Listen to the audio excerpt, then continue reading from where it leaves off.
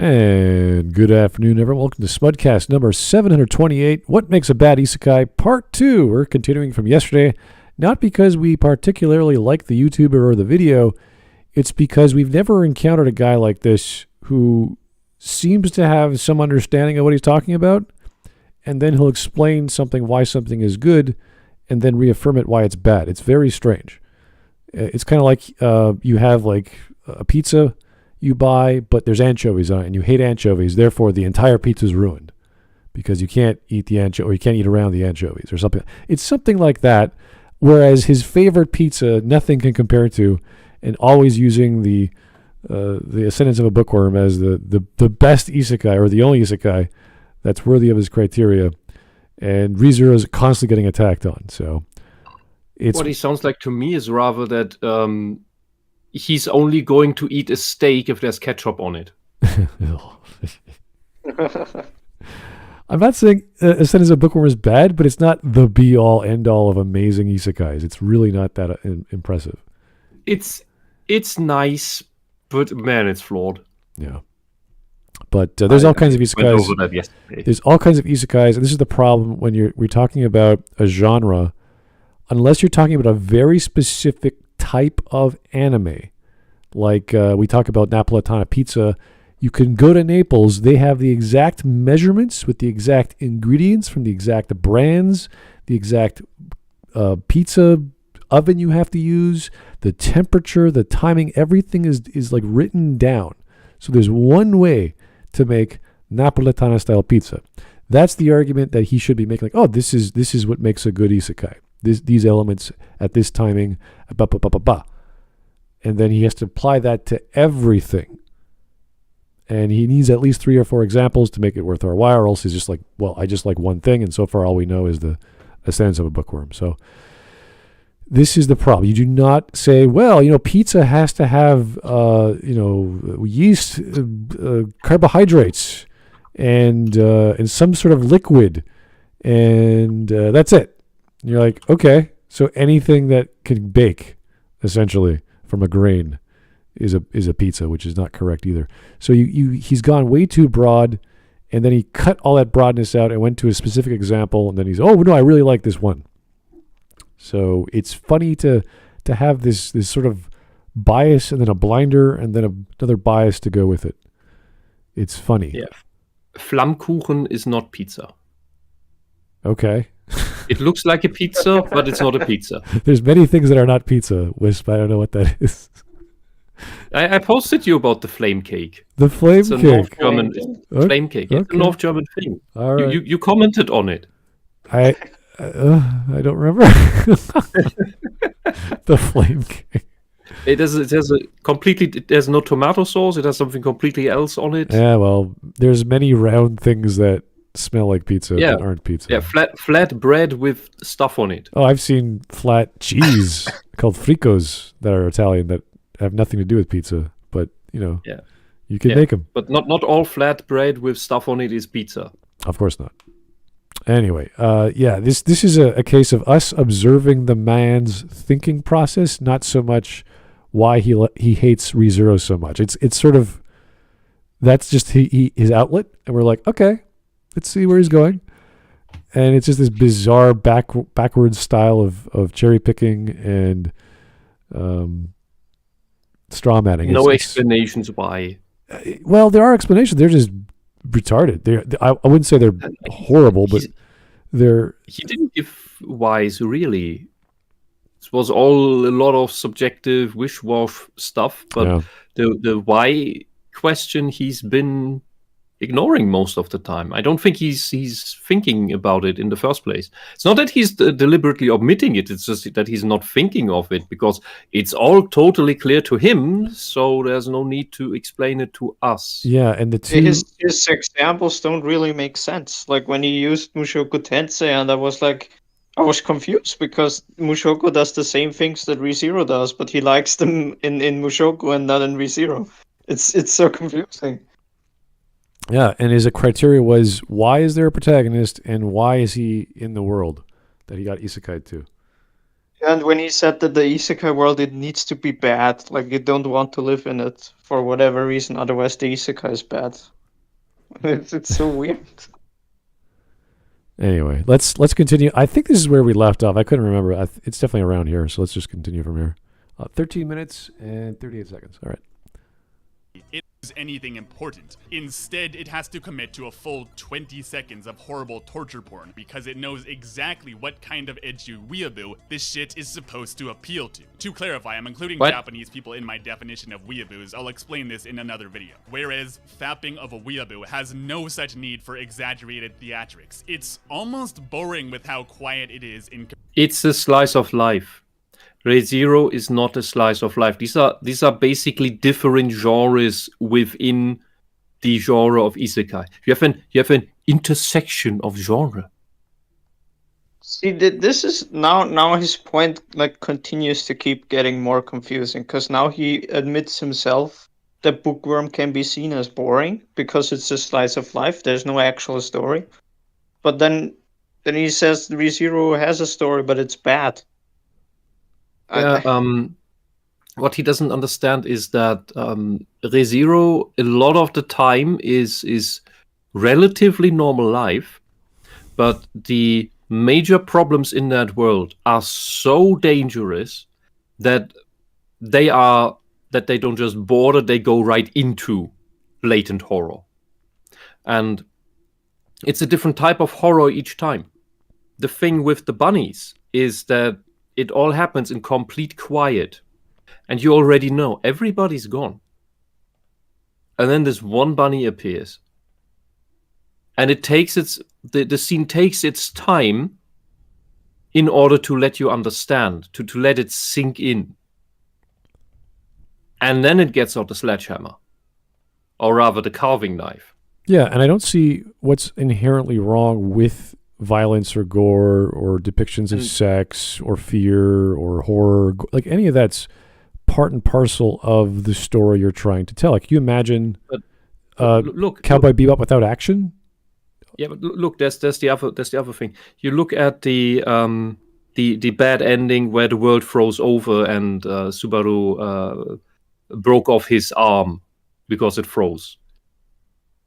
That had the exact same beats of quiet ending that ends in horror.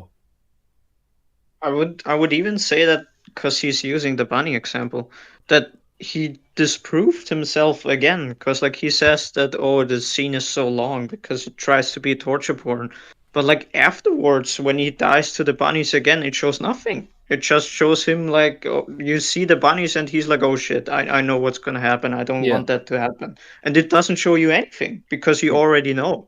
Yeah, we don't need it a second time. If we saw it a second time, it would be torture porn. It's yeah, like if it would have first time. If it would have like repeated every time 20 seconds, I would have been like, okay, yeah, I get his point, but that doesn't happen. It never happens in general. Like if there's a new factor that's introduced that introduces it takes its time, and if it's repeated in another failed loop, it usually skips it because we don't need to see it again. Yeah. I would say he doesn't know what the term torture porn means. Like, he doesn't know what several words means he has brought up before. And just brings it because, there's a horrific scene that made him feel uncomfortable. And he doesn't like feeling uncomfortable. He likes feeling nice. And that's why he likes Bookworm, because it makes him feel nice. Yeah, that's the only logic we can derive from this is that because Bookworm did this their way, and I like Bookworm, anything that doesn't do it the Bookworm way is bad. At least that's what I'm thinking, because he's using that as the only positive so far. He gave some examples from other anime that he liked, but that was like 10 seconds here, 10 seconds there. You're like, okay, I could say that in summary that this was a good scene or this was a good anime in general, but he's not doing the comparison between Bookworm and those specifically. So yeah, we need more comparisons. We need to know exactly what his criteria is, because you cannot say why character or why protagonist and why setting. It just doesn't. You could do that with anything. It doesn't mean it's a good story or a good genre of a story for a story. Anyway. Mine has a goal, and she's pursuing that goal. Me wants books. Oh my no God. books. It You're doesn't saying need to it play up again. shocking death scenes because it's aware of every trigger the story is holding. Why would it have death scenes? What?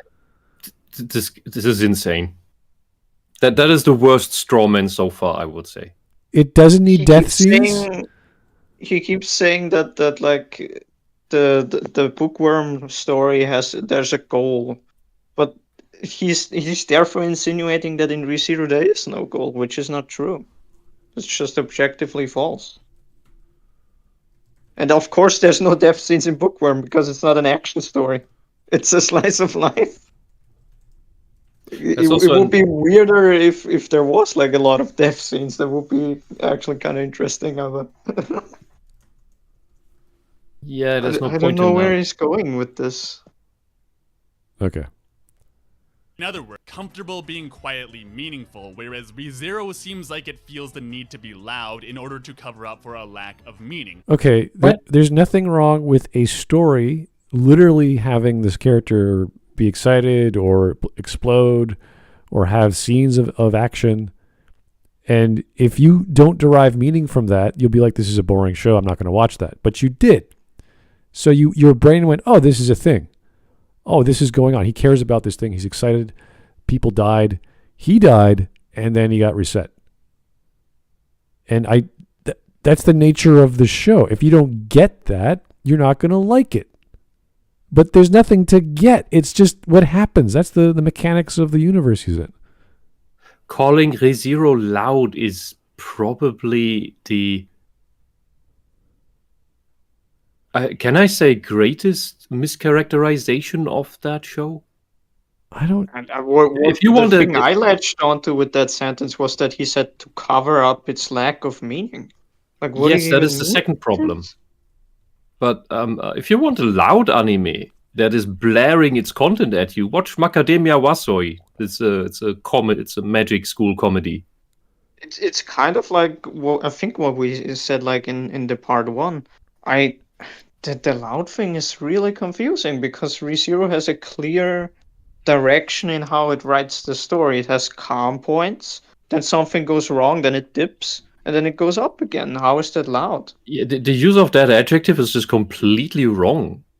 I don't know what he's trying to say with the word loud, but the ReZero takes its time.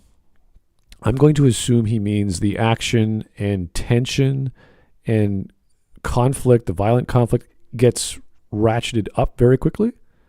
And oh yeah, once in a while you get a violent scene. That's what I think he means. But it's never out of place. The problem is that we have to like interpret what he means because he doesn't give examples. Because again, we're forced to think of what he could mean by this. Well, like maybe he's gonna give an example in the next few seconds, but I don't expect it. Calling it loud, I think, is a very pretentious way of describing it because there's no meaning. There's no real meaning attached here. Ironically enough, because he calls ReZero having no meaning. The lack of meaning. Yeah. Oh, this is so weird. Okay. It's this very loudness itself that is meaningless. Loudness. What do you even mean by that? What is loudness? What is this? What is this weird meaningful? Yeah, this is just pretentiousness 1000. Guys, when you want to make an oxymoron, don't say coldlessness or hotlessness or that's no. He's trying to be funny in a dualistic way without knowing what any of that is. How I've never heard anyone describe a story like this. The story is a loudness. Like, what does this even mean? What is loud? Maybe his school acting teacher told him that. Oh, really? Speaks like I've known types like that speak like this. Our last art teacher in school was that way. He used words that made absolutely no sense, but he was all waving arms and oh, Bruce Nauman is amazing, and oh god, I never want to see shit from that hack again. I could imagine a drama teacher explaining the idea of projection of your voice and being loud for specific scenarios. That makes some sense.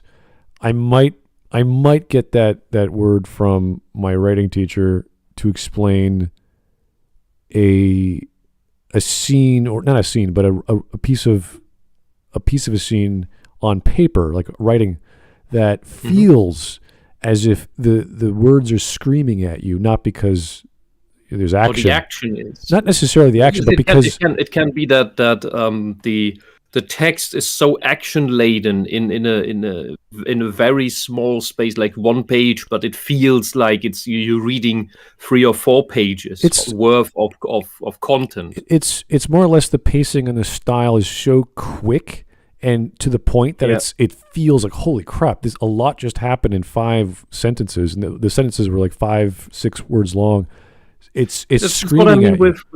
That's what I mean with Macadamia Wasoi, because that's the humor it does. It goes bam, bam, bam, bam, bam, bam, bam. Right. It's kind of like reading Michael Crichton. His sentences are so short and pointy that it's like boom. Like they're like bullets. Like boom. Every paragraph's like boom, boom, boom, boom. And it just feels like, geez, a lot just happened. The guy just walked across the parking lot, and all these things started happening in his head. Yeah. So that could be. The thing is with that. With short sentences, you can also invoke a slow but heavy story. There's a good word. Heavy. Heavy is a bit more accurate. Yeah. I would say that the value of the words and the events to the characters are heavy to them. And it could just be a kid buying milk at the store, but he's so excited and he's so scared. And he doesn't know, first time doing it. It's all this weight to the value of buying that milk from because the counter. if you write those short sentences, but there's very little happening, you're describing more, and that immediately slows down the reader. And there's only that topic. There's no other descriptors. There's no other events. It's just buy the milk, carry the milk, pick up the money. All these very specific words. So we understand that from a certain example. But to him, he describes the violence and the violence and gore and action of ReZero as loud. I think. I hope. It's giving him bad fifis. All right. But the weird part about ReZero is that this loud meaningless is the meaning. The horrible torture porn is how Subaru sees himself. He doesn't love himself, and he thinks... How is the scene which is violent is how Subaru sees... What are you talking about? It doesn't make any sense. He's making the connection that the death scenes are happening because Subaru hates himself.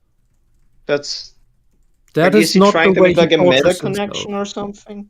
Yeah, that's not at all why it's happening. I think he's high on metaphor right now, because that's an over-interpretation. It's like saying everything... Season 2 literally tells you that the entire dying thing is not actually what's intended for him. He creates these scenarios because that's the type of person he wants to be. The entire point of the ability is to keep him alive, not for him to die. That's the irony of it. This has nothing to do with him hating himself. That's a weird reading. And he's still harping on ReZero. He's still, like, I'm sure there's other. If this is a thing that makes a, it's his main thing. When instead he could be talking about Isekai Cheat Magician. Oh yeah, that is bad.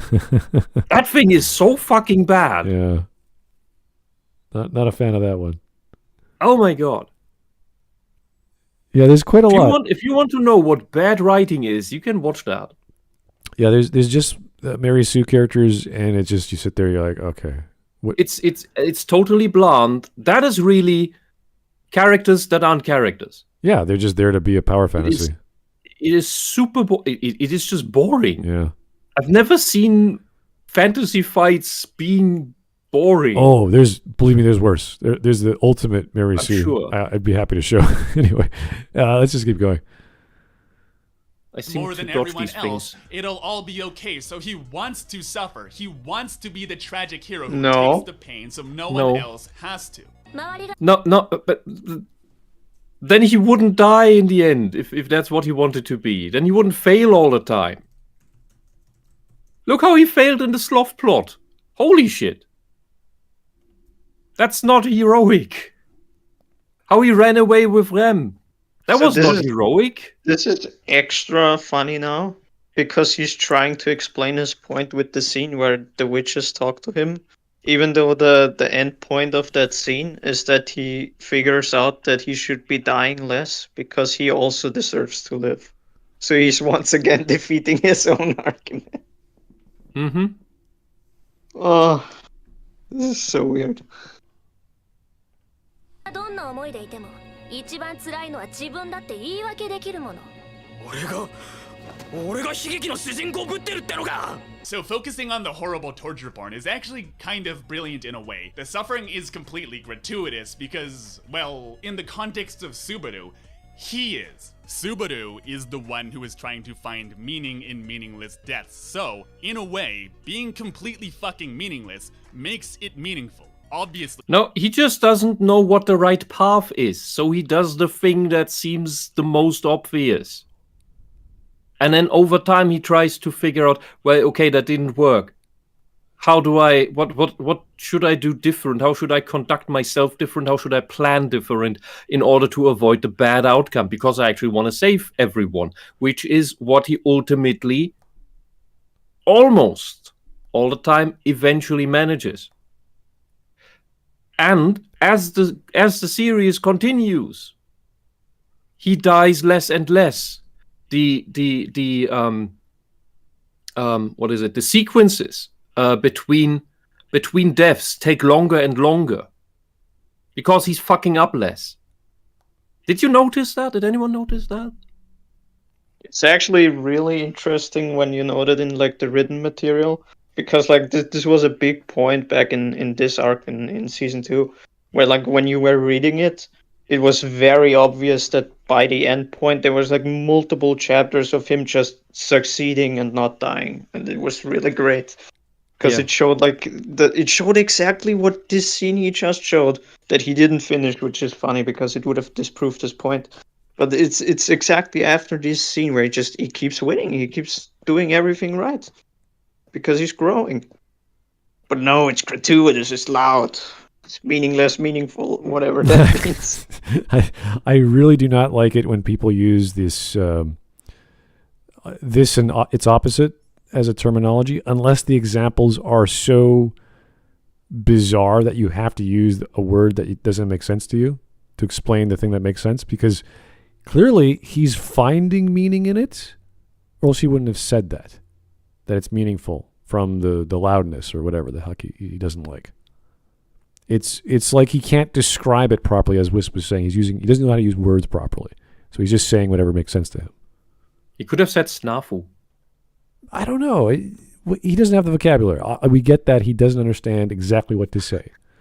So we're like trying to interpret, okay, so there's something he understands. He just can't properly explain it. So we're like, oh, the show smurfed. It's too smart for him, but he thinks it sucks. So therefore...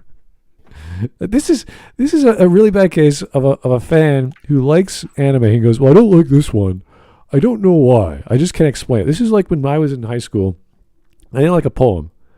And it was a famous poem from Canada called High Flight. And my teacher was like, why don't you like it? Well, I don't understand this. It sounds stupid. It's like, well, read it. And I'll walk you through what those words, those sentences, those stanzas mean. And as I was reading it, you feel a little embarrassed because it's like, oh, like it's dawning on you what the words mean. And at the end, I felt like, oh, that is a good poem because it explained what it meant to fly in a plane. This is a famous poem by a World War pilot in Canada. So it felt good that I understood a basic thing like a poem. And this is the kind of guy that I swear, if we were to ask, well, I wouldn't want to, if we asked him to come on, and we'd sit Ken or Lal or whomever down who knows the show and say, okay, let's go through 3 major points that you made that you don't understand, and we'll explain it to you. And we don't care if he understands it or accepts the explanation. We just can do that for him so that he has some understanding, at least the attempt of understanding.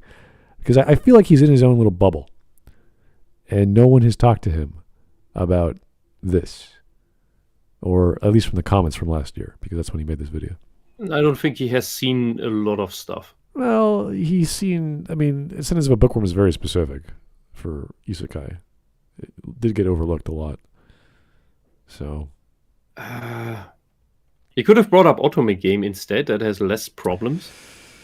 there's so many. I mean, the criteria he made was so generic and useless. I don't know what the point is to say yes, isekai has another world. It's like, wow.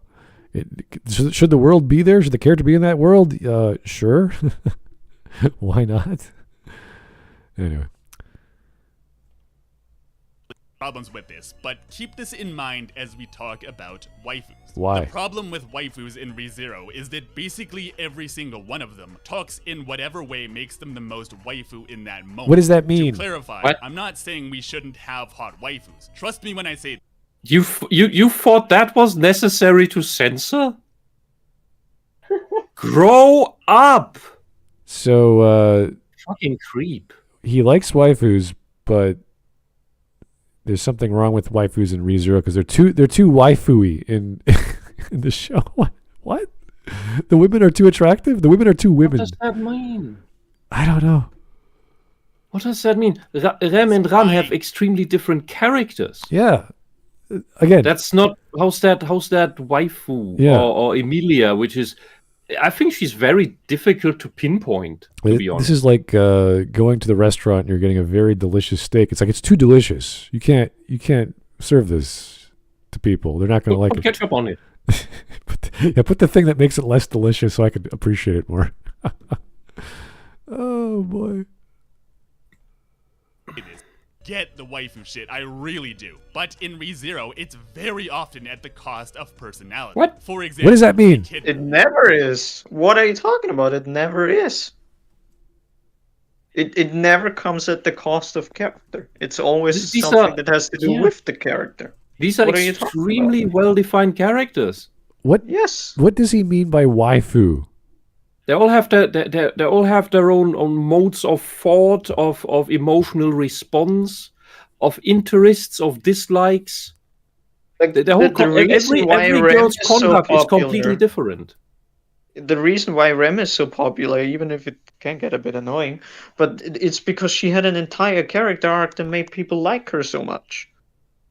She's not just the blue-haired waifu. It's like, what? The idea behind waifu, my definition would be an attractive female character in a show for whatever reason.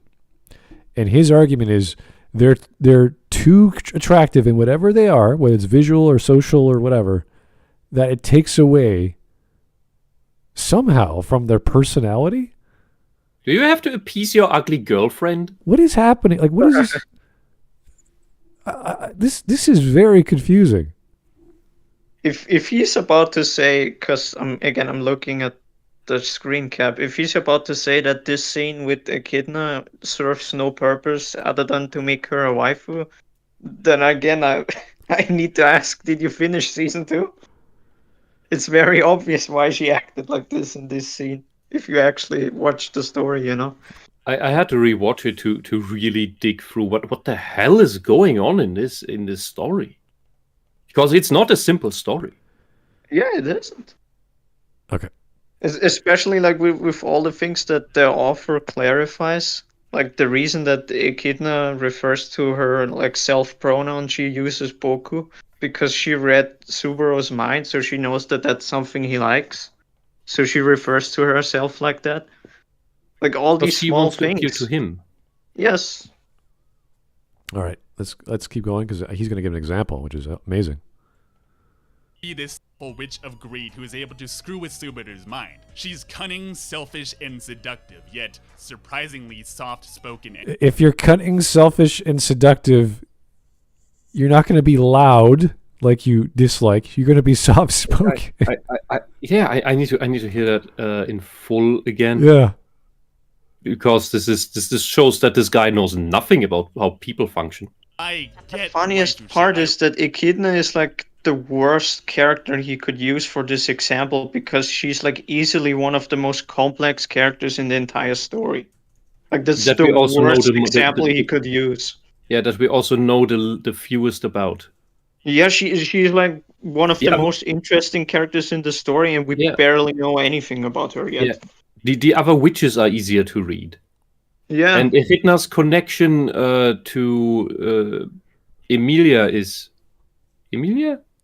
Yes. God, our names are broken. My head can't process names lately. I'm sorry. She has like connections to almost anything in the beginning of the story. She has connections to Puck, to Beatrice, to Roswell, to Emilia. Yeah, but her Emilia's is especially interesting. Yes. Because like, there's so much there, and he's like no waifu. Yeah. You could make the exact same argument about the girls in Mushoku Tensei and be just as wrong. True. Okay. It's just that the other witches are easier to read because they're more blatant characters. It's very often at the cost of personality. For example, Echidna. She's supposed to be this super powerful witch of greed who is able to screw with Subaru's mind. She's cunning, selfish, and seductive, yet surprisingly soft-spoken and compassionate. How is that surprising? You don't know anything about narcissists, you fucking idiot. Also, how is it contradictory? That is exactly how people like that operate. They are soft-spoken and seductive and manipulative and speak nice and tell you nice things that they think you want to hear. This is what I meant with, like, this is the worst example he could use. Because first of all, like, these traits are not contradictory. And second of all, he doesn't even know her intentions. Yeah, but it only... that they are not contradictory tells us that this guy does not understand anything about people, especially not about psychological abusers. Okay, intentions aside, but this is exactly that. Like, good luck falling for horrible people, dude. Yeah, it'll be a hell to grow up through. I didn't want to say isn't one of the best examples currently, like, that most people know about, like Homelander and The Boys. Like, he constantly smiles and he always acts friendly, and then he fucking kills you. Yeah. Well, he's a total psychopath. That's another level. But it's basically the same thing. It's just more obvious. There's multiple character traits that would assure that these are not contradictions. These can still exist in the character. Yeah. If you want to go that route, Omni-Man would be the same thing. Well, true. Either way, we thought his ideas or reasoning was retarded. It turns out he's very ignorant in certain aspects of human behavior. Like, this is basic. He lives in a happy bubble. He lives in a happy bubble. Is what I said last time. He has absolutely no life experience with actual evil. He doesn't know shit. Well, even then, he wouldn't have read a book that had a similar character who's also soft-spoken and like, he thinks he spotted some kind of, like, writing mistake here or something, like some kind of inconsistency, even though it's completely consistent. Yeah, but don't you know? Evil people, they only talk like this and tell you that they want to kill you and do bad things to you. That they're always angry and all of these things. They never speak nicely to you and offer you a devil's contract. Yeah, he's never read Shakespeare, apparently. Like, ever? Anything from Shakespeare? Where there's all kinds of characters who are the most famous evil guy in history, Satan, is known for yelling and being very loud instead of slowly seducing you into doing evil. The whole story of Faust with Mephistopheles as the devil character is all about the devil is helping you, trying to understand the world and working with you through things and situations. I always bring up the example of Iago from Othello, because Othello was the warrior who's always takes his battles head on, and then Iago comes by and he's attacks you from behind with words and manipulates you. Like, that's what brought his downfall. So it's like, yeah, read a book, dude. Like the past 1,000 years, maybe you might read, like, wow, people are manipulative and they lie and they cheat. Think of Circe in the Odyssey. Like, why do women... That's more than 2,000 years ago. Why do women use poison as their method of killing? Because they're not as strong as men, so they need another method to be as effective. Because they're inconsistently written, haha. Yeah, and since we're talking about witches here, that is what the term black magic, dark magic means. It is black in the old meaning means covert, or is associated with covertness, because you practice it in the dark when nobody sees you doing it, because you are otherwise weak. That's why you have to resort to cheating like this. Well, white magic is the stuff you practice during in the day. That is, or light magic, same thing. That is used to heal people. Well, the dark magic, that's the vile shit, because you're a greedy, jealous, envious asshole that only knows how to backstab and smile during the day. Oh, what a good friend you are. All right. Yeah. I think we've harped on this basic element of humanity for long enough. Let's see where else he's deficient in.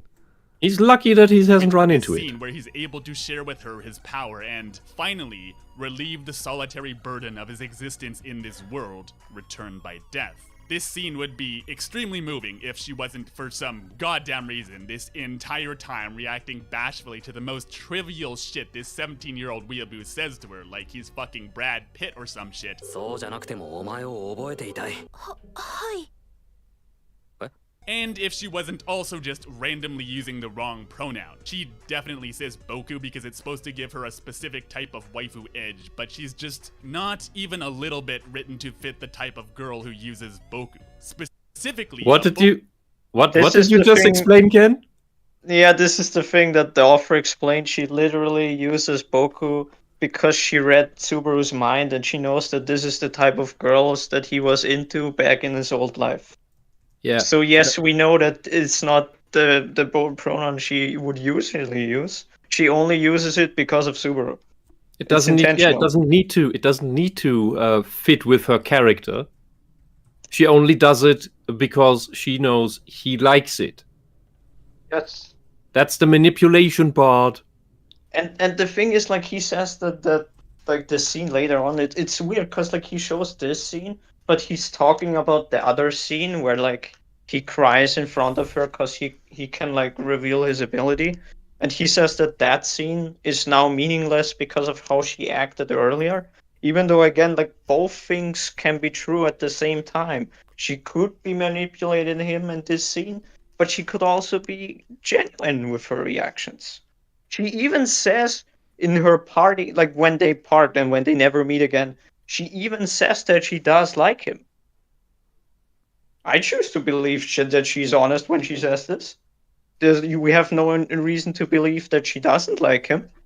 In fact, all the witches seem to like him because the entire point at the end is that all of them helped him realize like his faults.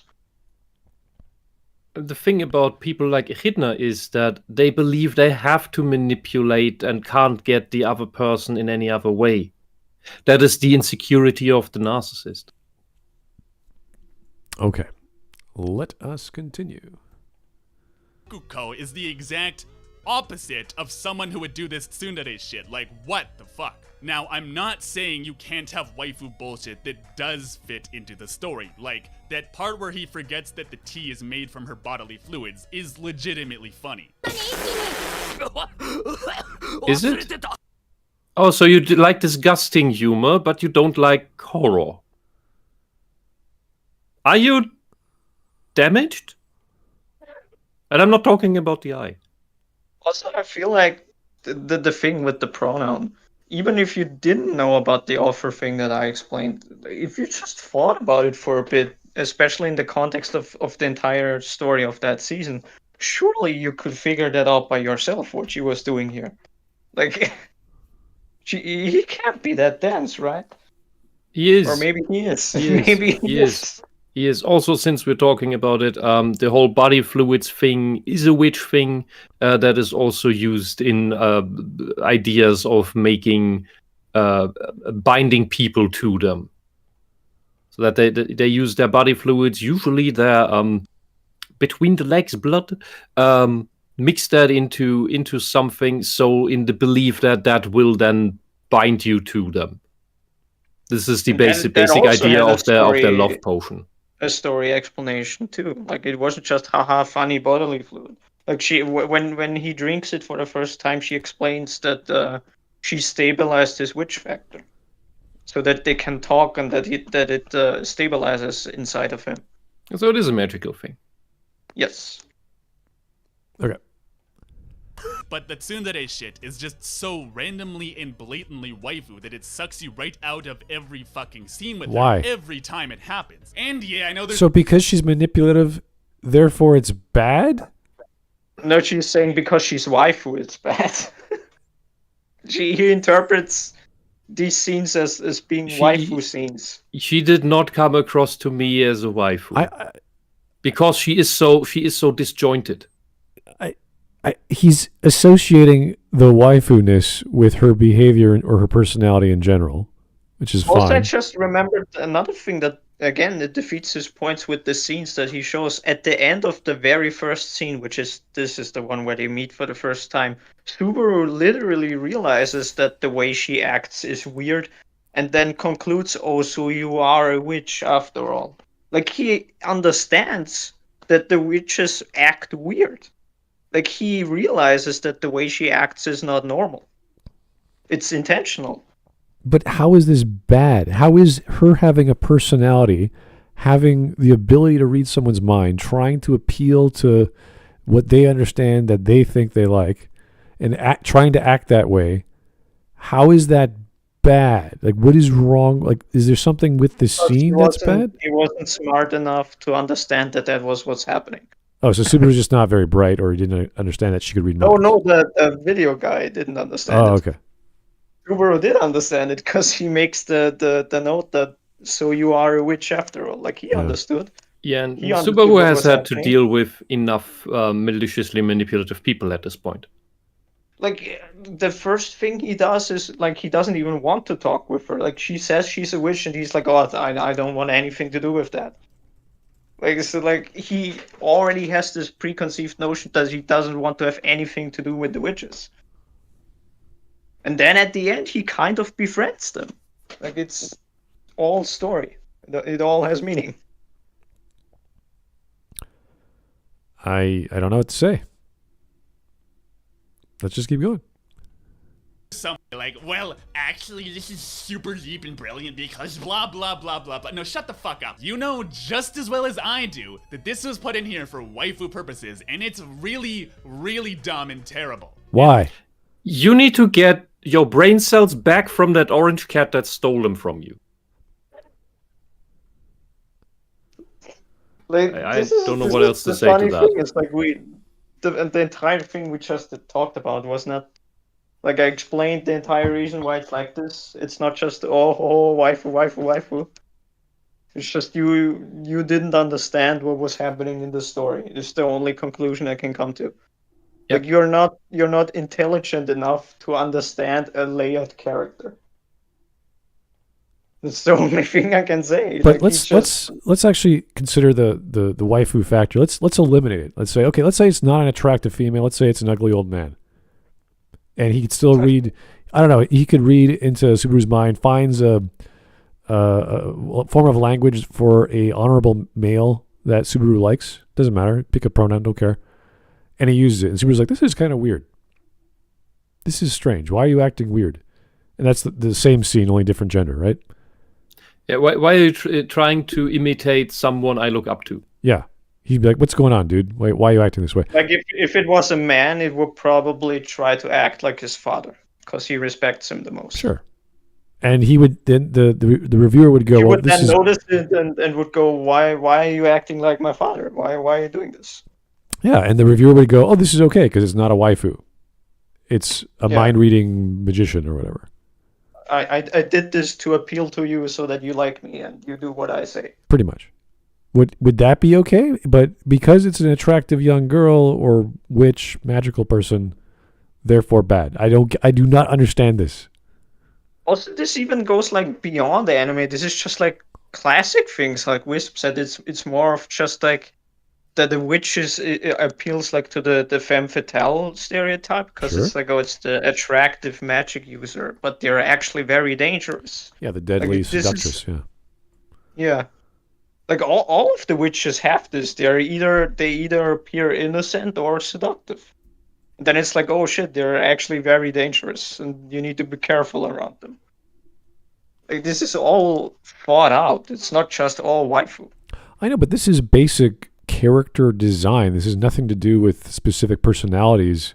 When you have two people communicating, generally speaking, one of them wants something from the other. They're not just sharing information because they're friendly. They either want to buy something or take something or get something in some fashion. So because one is attractive and a female and therefore waifu in Japanese lore, it's bad.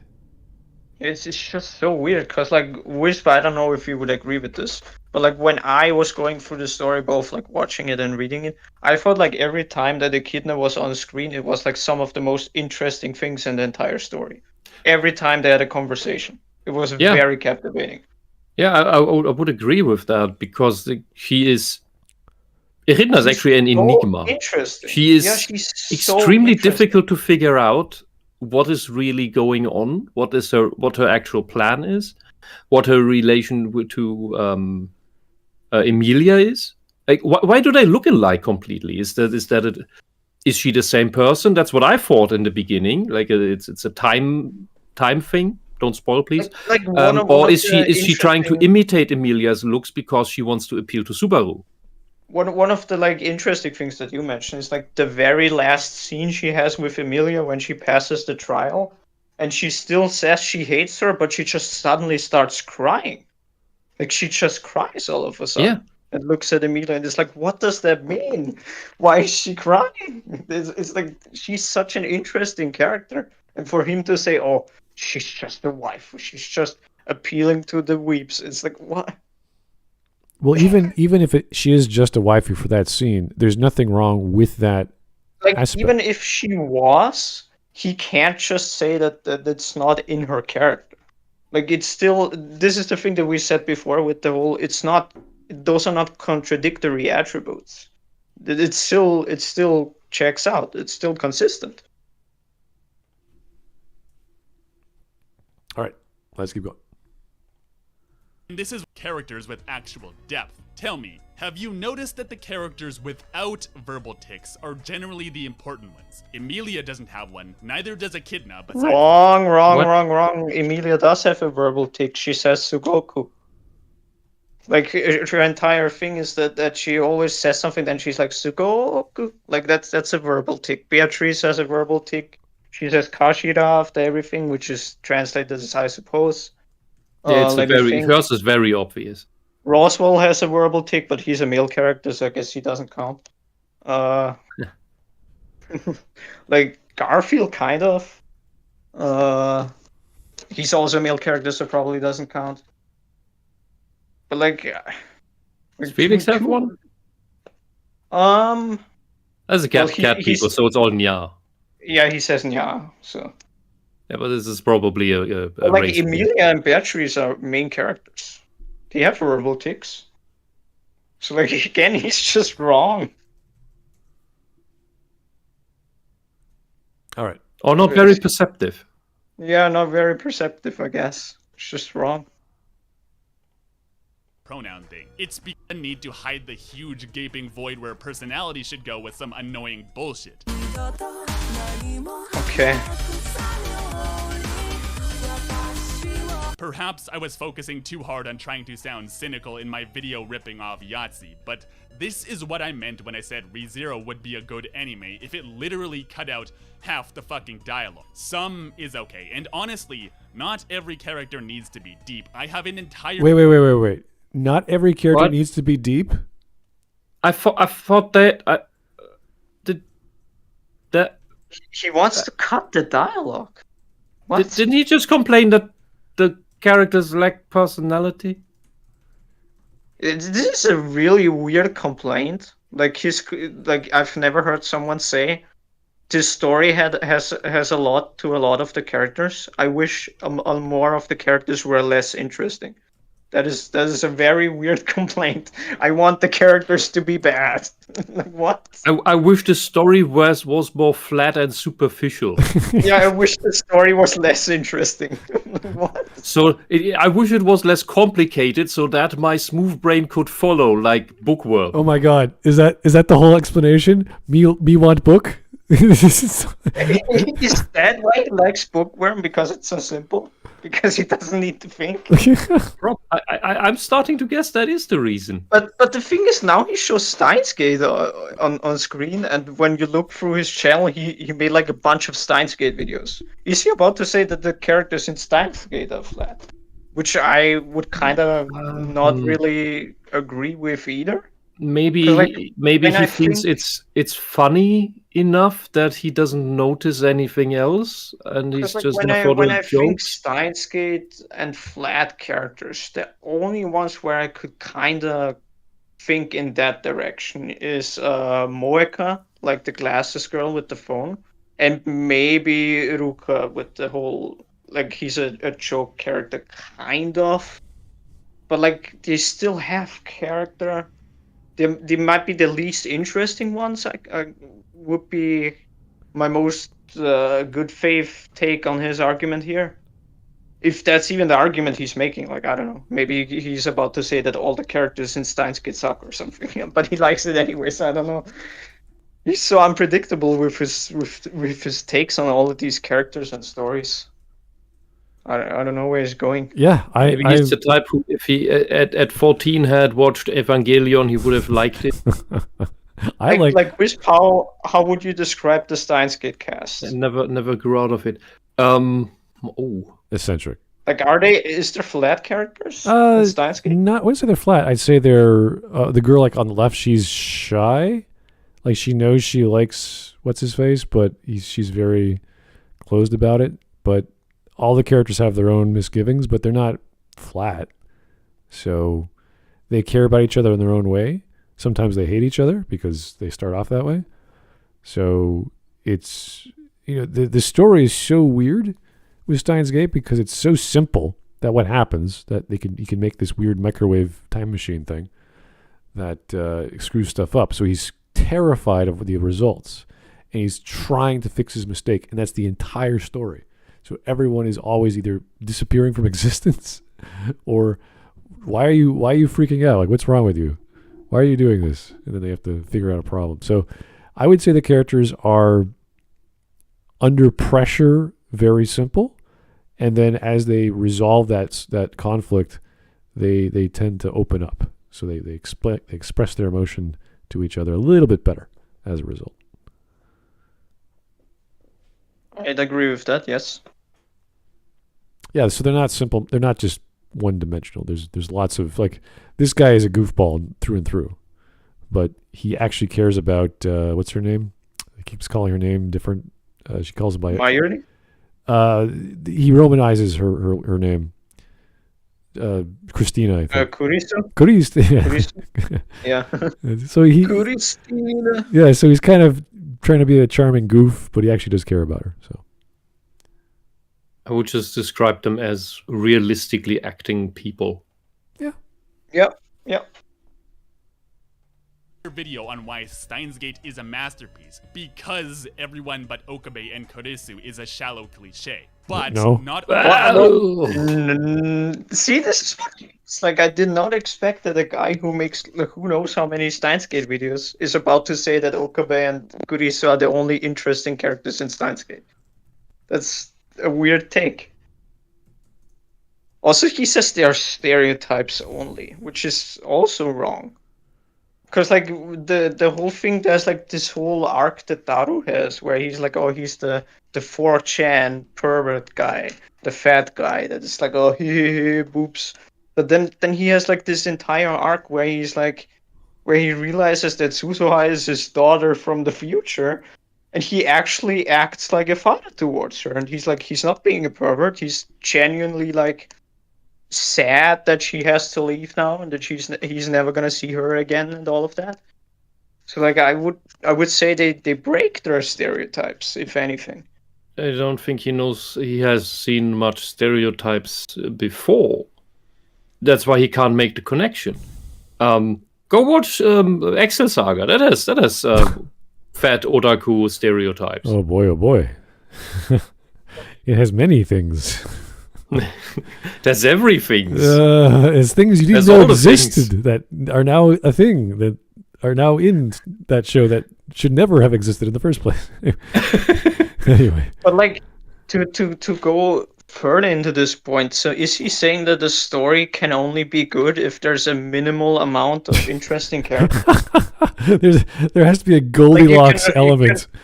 You can only have 2 characters that are good and everyone else needs to be shit? Because he can't follow more. I don't know. We don't know. It doesn't make any sense. It overloads his brain. Like, and then he can't enjoy it anymore because it's so complicated. This is clearly like one of his favorite anime because he keeps making videos about it. So to think that he likes it and he's like, oh yeah, all the characters suck besides these 2 is like, what? I don't understand why you like it. I think he sees himself in the main character because he acts goofy. And he acts goofy himself. That's the only connection I can see. Like I'm starting to completely lose where he's going with this point. Okay. Let's try again. There's way too much of this, filling space with cliches instead of character development. What? But it tries to force in... Wait, you just said that nobody of the well fleshed out characters has like a character tick. And then you show Beatrice, Roswell, and Betelgeuse, who are Betelgeuse especially after this arc. They are all fleshed out characters. Beetlejuice. They're all interesting. Yeah, Beetlejuice. But he was complaining that there's too much dialogue, and you don't need that many fleshed out characters. Now he's saying they're just stereotype. Let's go. This is not. He's saying that. I think we have to pull back, but I think what he's trying to say is that they have the verbal tics over being interesting characters. I think I don't know. It doesn't make sense. Like, let's hear it again. Have way too much of this, filling space with cliches instead of filling space with verbal tics instead of character development. Huh? See, he literally shows a character development scene on screen when he shows Beetlejuice. So are they too deep, or are they just cliches? Like he just said like 30 seconds ago that not every character in ReZero has to be deep. There's too much dialogue. Now he's saying, oh, they're just filling in space. Now he's saying they're not deep enough. Like, like you can't have both. Either everyone is already deep and you want less of that for some reason, or you want them to be more deep because they are currently not. Which one is it? Help.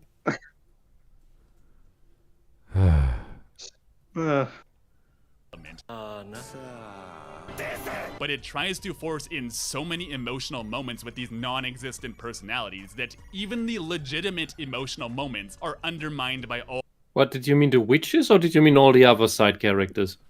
Yeah, it's like I don't know what he's talking about because he shows random images on screen. It's all about the characters, and that we get to see the other witches was not something I expected, by the way. So maybe... Yes, this is like one of the biggest things with the start of this arc was, like, before this, you were just told, oh, there's one witch, and she killed everyone else, and she's so bad. And then you start this arc, and suddenly there's all these others, and you're eager to learn more. And then he says the thing here where... Yeah, and with how heavy and dark the anime is. I did not expect the witches to be crazy magical girls. Yeah, I did not expect the witches to actually befriend Subaru and help him. There's something going on here where he's saying there are actual legitimate character moments where it's like, this is good because emotion, whatever.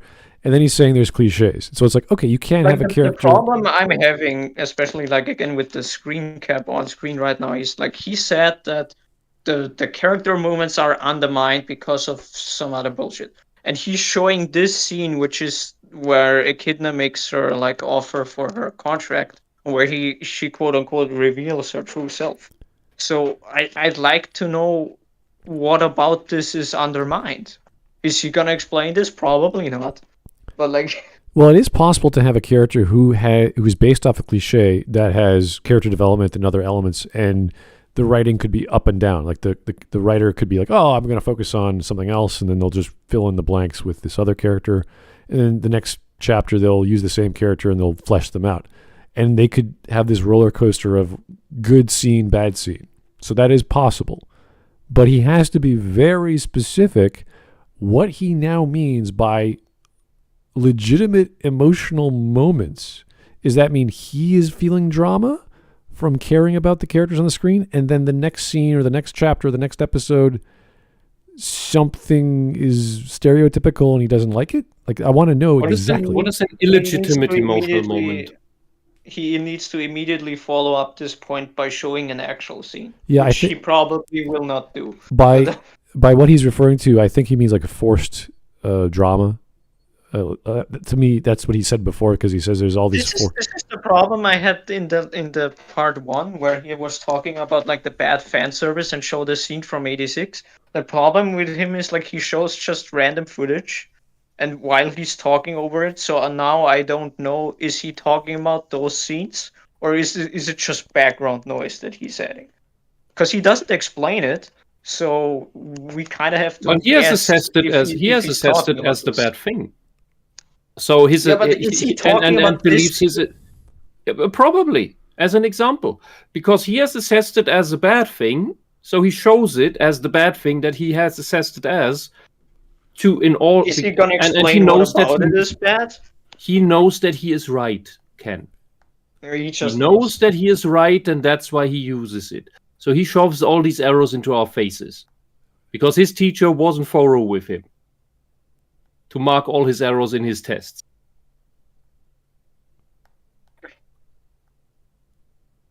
Well, let's keep going.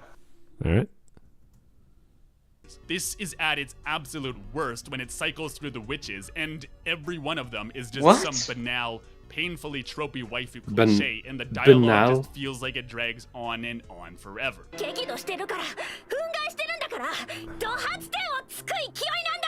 So somehow these witches are versions of popular patterns of attractiveness for, like, what does that mean? Is there like again, he shows a scene that you can immediately disprove, because now he's saying, oh look, she's being such a stereotyped tsundere. Well, she's the witch of wrath. She's angry. She's wrath. They're representations of the vices. Yes. That's what informs their they're designs. They're not tropey women. They are literally sins. Yeah, that's why the Witch of Wrath is a tantrum-throwing child. But even if they're like personality, like say we have a few personalities of women that everyone knows, that's in Japanese culture, so the tsundere, the person, the little girl who grew up with you and loves you all the time, is very honest and blah, blah, blah, the girl next door. Like there's all these patterns in basic human behavior that everyone knows if you watch anime or read manga. That's bad because he said so. Not because it's presented poorly. Not that there's anything wrong with having, like, I don't know, two tsunderes in a story or whatever. But he said so, therefore it's bad. Like, I don't, like, what is wrong with having basic human interaction represented in a story that's fantasy and fantastical and where a guy dies all the time? Like, what is the problem with that exactly? I would almost pose the question to him if what he wants is, does he not want the witches to be humanized? That would be an interesting question for him. Imagine they didn't does he not want them to be people? Does he want them to be above people? Imagine they were men and they had no waifu tendencies, whatever the hell he thinks that is. I don't even know. If they were just men doing exactly the same scenes, saying exactly the same lines, would that bother him, and why not? It would be interesting. They would still, like, Echidna, if Echidna was a guy, she would still be the most interesting character right now. I don't see how this is a problem, because if you have a scene, obviously something else is going on aside from, oh my god, hot babe. Something is happening. They have power. Like all of the witches Go ahead, are scary. Yes. You don't want these 4 girlfriends. None of them. Yes. They even this is another thing, because this is the scene you're showing right now. They even begin to fight each other because they disagree with themselves. Because like the kid one, the pride Typhon is like, "Oh, Suru, why are you crying?" And then she immediately goes, "Who made you cry?" And she gets really angry, and then they start fighting each other. They are dangerous. They are unpredictable, which is why they are witches. Yes. The entire point is that they're completely unpredictable and dangerous to be around. The point is not that they're evil above human comprehension. The point is that they're unpredictable and you can't really discern what they really want. Yeah, I'm trying to see this because there are times when it's like, you know what, we don't need another level of, let's say, feminine wiles or charm or seductiveness in a scene because the scene is about this. We don't need these other elements. At the same time, the flip side of that as well, if that's their personality, of course it's going to be there. That's what they do. They would never stop doing that just because a scene is or a tension is different. They'll still keep doing the thing they want to do for their own goal. So we need a very specific explanation of this scene from him explaining why it doesn't work. And you can't just say, well, the waifus are doing their waifu thing. It's like, what's wrong with that? It's a personality. What's wrong with their personality? I don't get it. You could have different personalities with different plots. There's nothing wrong with that. It's how you do it. So if there's something wrong, like the seductive woman is now out of character and she's being violent and crazy and hysterical, it's like, okay, that's weird. That would never happen. So explain how that is a bad stereotype or a stereotype gone wrong. I need to know it because you cannot just say the Italian pizza maker guy is stereotypical and that's bad. And I'm like, no, it's not. That's what you expect from a pizzeria. You expect a pizzaiolo guy in the back throwing the pizza dough in the air and with the big shovel and he's making the pizza. That's his job. That's what he does all day. He needs to be a black Italian. He needs to be a black Eskimo Italian. Named Tony. Okay. Anyway. We are at almost 16 minutes. Are we at? No, we're at 18. Sorry, I'm too far away from the screen. All right, we're almost at 19 minutes. We are not having a good time, let's just say. I mean, I'm fascinated, but my brain is like, It is fascinating. It is. This guy is just, it's like you roll the dice and he's going to like come at from a different angle. That makes no sense. It always makes no sense. All right. 一応名乗ってはおくけどね。食べちゃいたくなるんです。はって何ですかはって。Not that these aren't all overdone tropes, but this one, little girl talks like an old man, is especially overdone and gets old the first time you see it in about 5 seconds. What? To who? What do you mean? And this is very much not the first time I've seen it. Yeah. So you have a certain tolerance for tropes that you simply do not like. That has nothing to do with this show. You're not explaining why this is a bad trope or why it's done in a bad way. Stereotypes aren't inherently bad. Which was this? The one on screen right now is Pride Typhon. Well, that fits that she talks like an old man then. Also, like I don't know what the point he's making is, because I feel like a little witch that's a little kid that looks innocent on first glance is probably, I'd say, the most terrifying one. Yeah, but and the thing is, the device of pride will elevate its station, its reputation above where it is. So talking like an old person, old man in this case, is very fitting for a little child that's prideful. It's pretentious. Anyway. How would you... Okay, you need to bring the counter question to that, which is, how else would you design the witches representing devices? Also, like, to touch on the other two scenes he showed. So the anime didn't completely add all of the context for this, but I still think that it was fine enough. The reason why what was her name? What was Gluttony's name? Do you remember, Wisp? I don't remember at all. It's because it was just in one episode and a lot of characters at once. I'm blanking on it right now. But the thing with Gluttony is why she constantly talks about eating. It's not just a haha eating trope. But one thing that was more explained, obviously, in the novel is that with her ability, she's literally constantly hungry. She cannot not be hungry. And she's constantly burning energy? Well, it's more like she has an insatiable hunger. She would eat literally anything constantly if she could, which is why she's restrained. Because she would attack everybody else simply because she can't help herself. Huh.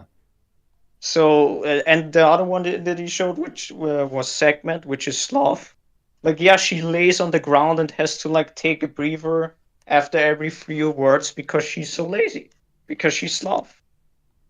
It checks out. It's not just waifu. I don't know what else you would want from the incarnations of the deadly sins. Yeah, I mean, what would we do different? Believe me, there's so many mangas and animes that do the 7 deadly sins in various forms and personify them and whatever. This trope we've seen many times with the very old elven girls who are look like they're 8 years old, but they're ancient.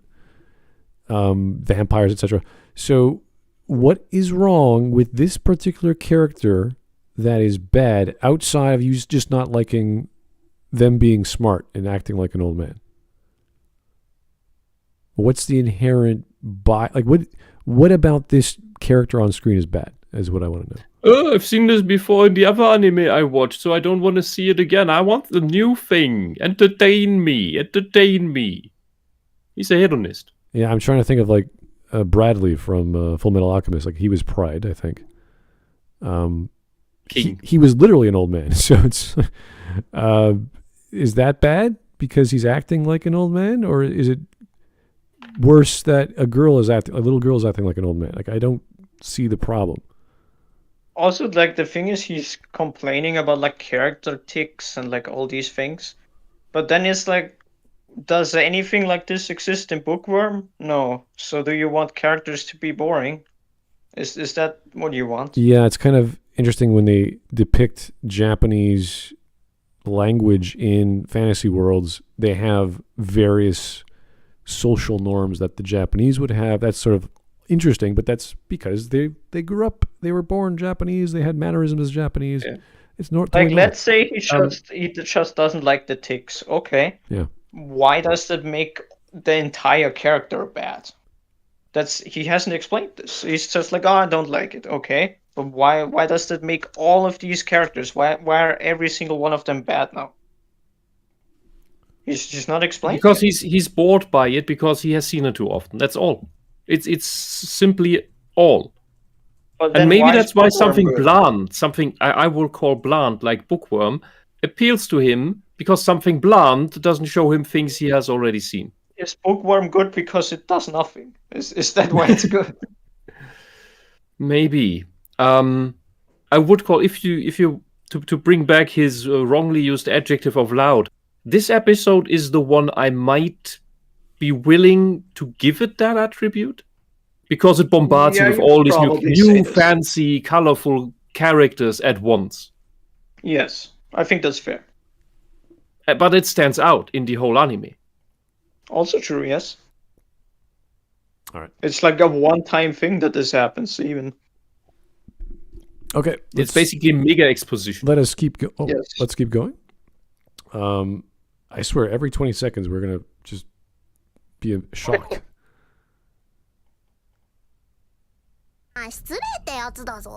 This isn't dialogue. These are quips. This is basically what Steins Gate would be without all the layers of irony blending it together. A bunch of cringy weeaboos.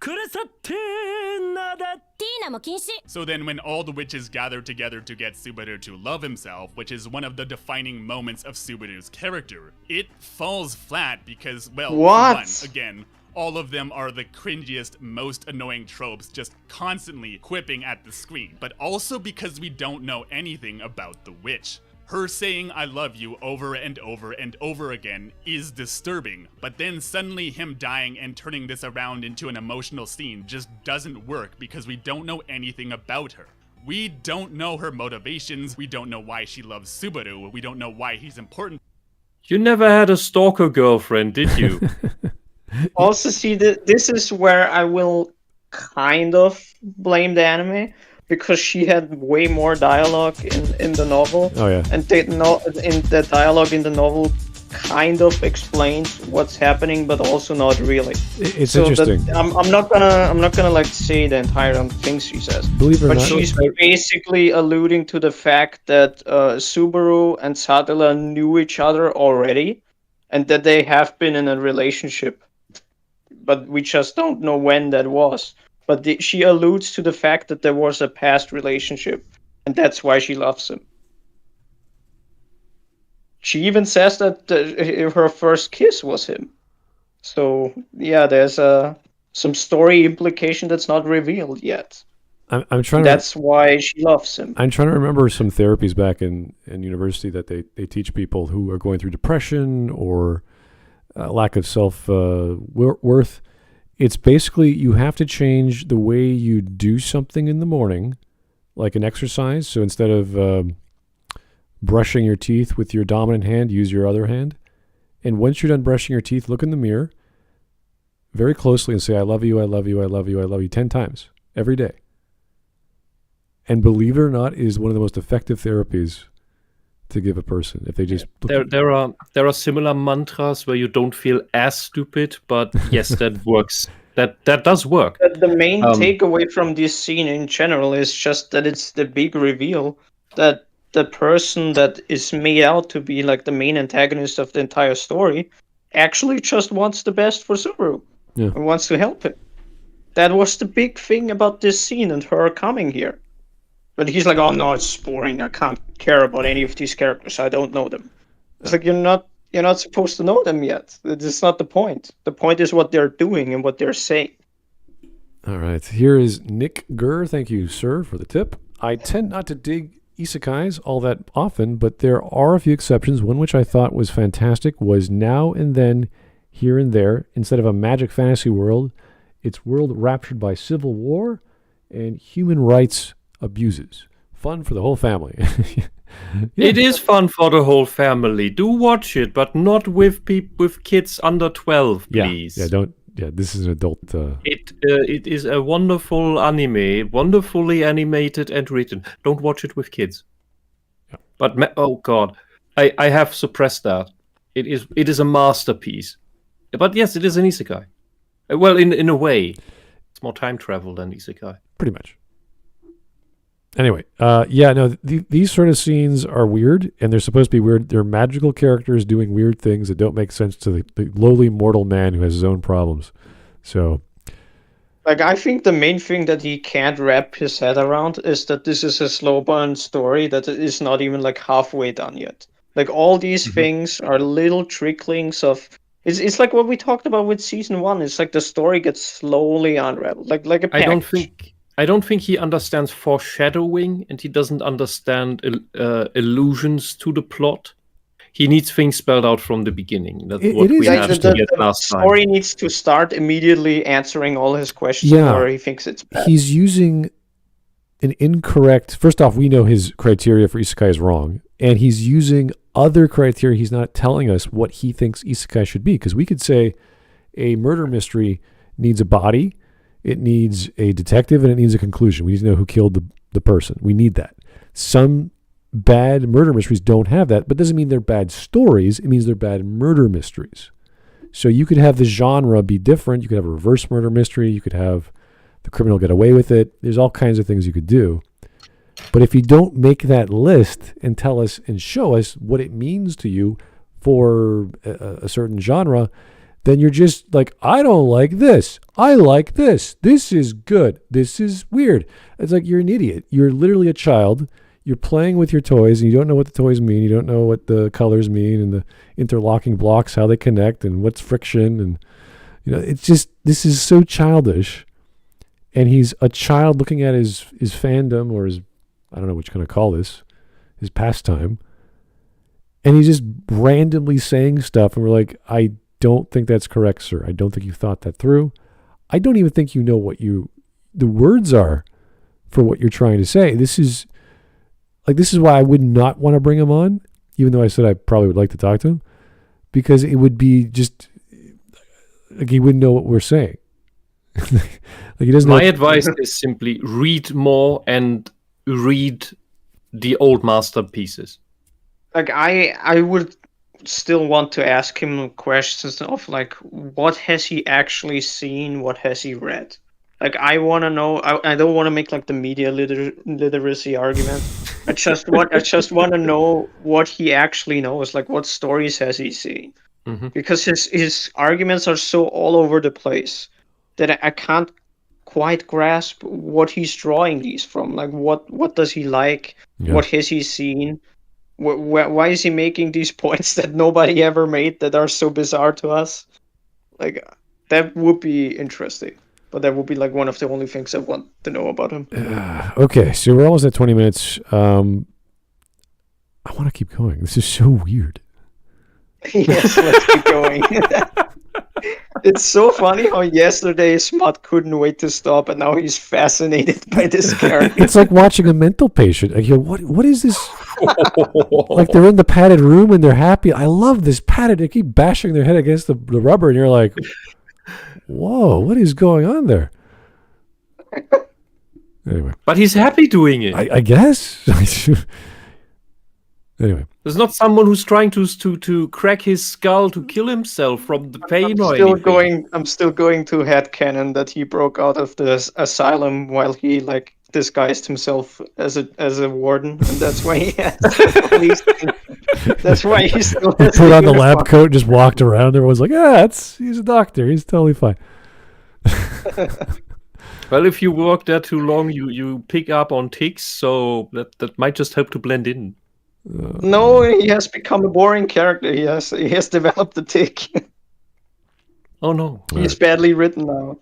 Okay, let's continue. To save him, and so her spiel about him not loving himself and needing to not, again, be so goddamn self-righteous all the time, while absolutely true, falls short of meaning. Wait. So she said something true, which you know is meaningful, but it's not meaningful. Like, as a comparison, Wisp, when you saw this scene, how did you feel about it? It's too long ago. I don't remember all the content here. Yeah. Fair. But I think dreadful. Like, would you say that this is a bad scene because you don't know every single thing about all of these characters? It's not a bad scene at all. Yeah. See, yes. he's trying to when the magical old man, when the detective, when the person reveals a new reality in a story, it's a shock. It's like, wow, where'd that come from, right? I think I remember something. I felt mainly tense the entire time. Like I was constantly looking at a lion's cage that had loose bars. With the it's entire actually witch, fairly accurate. The witches entire, of the lions. The entire witch tea party. To this point, like, and here the bars are looped. The bars are broken. And it's like all of a sudden it looks all this colorful and these happy girls but it's like I'm staring death in the face 7 times at the same time. It's like you're in a cage and there's a few tigers, and then suddenly you notice behind you that the bars are broken, and now one of the tigers walks in and it's bigger and more dangerous and more scary than the others. I'd say it's the other way around. The tigers are in the cage, but the bars are loose. And then eventually they just fall. The bars just fall off. And you just fall off, yeah. Yeah, and with the knowledge that the series has established about brutal, horrible, dreadful death scenes repeatedly happening, this is tense. Yeah, what I wanted to say was that the magician or the magical person saying the truthful thing that changes everyone's perspective is a pretty common trope in detective fiction, fantasy, any kind of coming of age story where the counselor gives you the guidance you need, whatever it is. And he's saying it doesn't make any value, it doesn't have any meaningful value because we don't know the motivation of the counselor. We don't know the motivation of the detective. We don't know the motivation of the magical person. That's their job. That is literally their role in the story, to provide the guidance. For Poirot, like, why is Poirot doing it? He's a detective. That's what he does. It's his role. We don't need to know his backstory, although there is a story about that. That's like, 8 years later after you read all the books. But that's the point. The point is they have a function. If you have an opponent, a physical opponent, and you're fighting a war in a story or a character's fighting a war, you don't need to know why the opposing soldiers are fighting you. It's a war. They're soldiers. They're supposed to be shock troops that get killed and they're on the front lines. We don't need to know the backstory of every individual guy wielding a weapon.